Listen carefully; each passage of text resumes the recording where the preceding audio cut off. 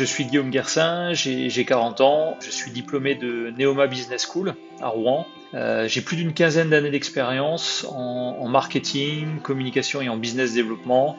Alors j'ai d'abord commencé sur le terrain en tant que commercial.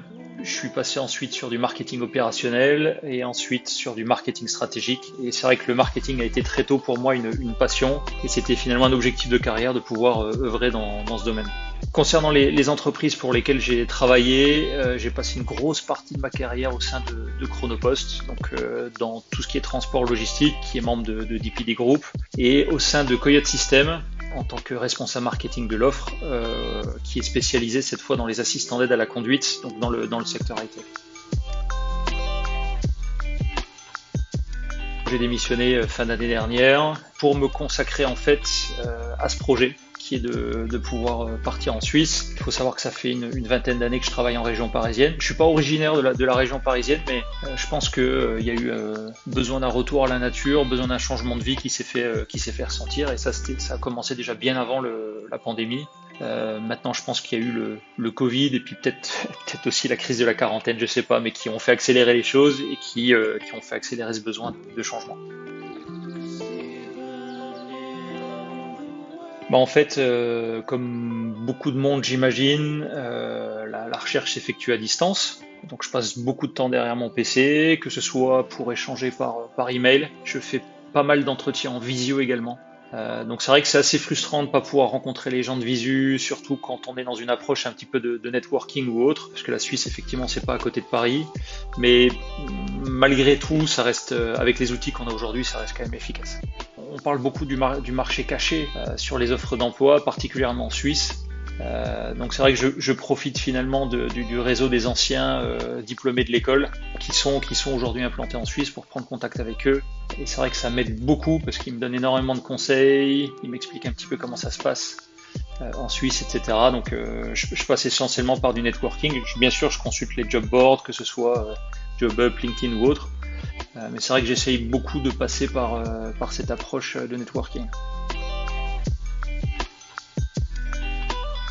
Je pense que ça c'est pour moi le plus déstabilisant finalement dans cette aventure, c'est que en tant que Français, on s'imagine que la Suisse c'est comme la France, ils parlent français, donc finalement voilà, ça fonctionne à peu près de la même manière qu'en France. Et finalement c'est une grosse erreur. C'est une grosse erreur. Je vais vous donner deux trois exemples, en commençant par le CV. En France, on a l'habitude d'avoir un CV sur une seule page, même quand on commence à avoir quelques années d'expérience, et on essaie toujours de synthétiser finalement son parcours sur une seule page. Ça se fait pas du tout en Suisse. En Suisse, ils ont l'habitude, après quelques années d'expérience, quand on a une expérience vraiment confirmée, d'avoir un CV sur 2 pages. Voilà, c'est le genre de petite nuance qui est entre les deux pays. Il y a la notion de référence également qui est présente sur les CV suisses, mais qui n'existe pas forcément en France.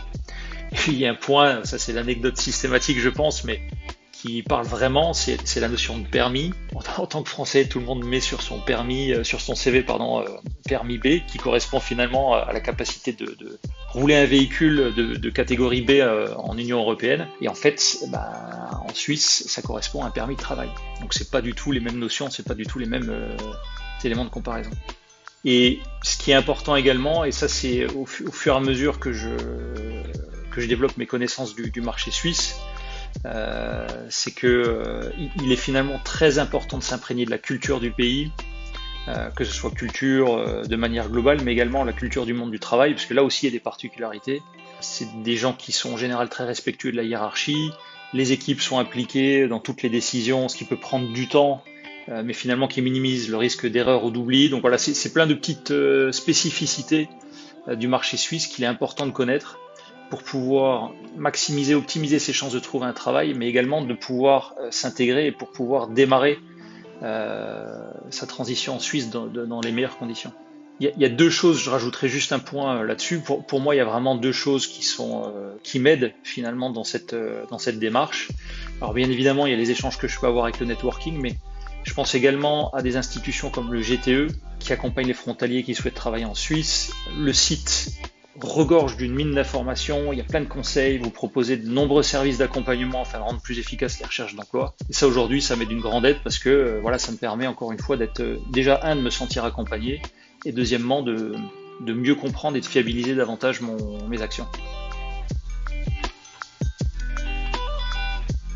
C'est une très très belle région. Alors moi j'ai de la famille à Annecy, donc je connais assez bien le coin et c'est vrai que je suis un amoureux de la montagne. Donc j'y passe la plupart de mes vacances, que ce soit en été ou en hiver. Donc c'est vrai que le cadre de vie, bien évidemment, rentre dans les critères de choix. Mais je dirais finalement en dehors de cet aspect, c'est aussi le système de valeurs de la Suisse qui me parle et finalement dans lequel je me retrouve énormément. C'est un pays qui est moderne, qui est ouvert sur le monde, qui innove dans plein de domaines, mais qui garde aussi à la fois de fortes valeurs traditionnelles. Et puis il y a aussi toutes les notions enfin les valeurs de respect des règles, la fiabilité, la ponctualité. Il y a un fort esprit communautaire en Suisse. Et finalement, c'est toutes ces choses-là qui, moi, me parlent et qui parlent également à ma femme, qui est japonaise, et qui se retrouve également dans ce système de valeurs-là qui est très proche de son pays d'origine. J'ai pas mal de réunions d'accompagnement avec le GTE, donc ça c'est top parce que ça va encore une fois m'aider à mieux comprendre le marché suisse et à pouvoir rendre ma recherche plus efficace. Vous organisez aussi pas mal de conférences et donc ça va m'aider également dans mes recherches.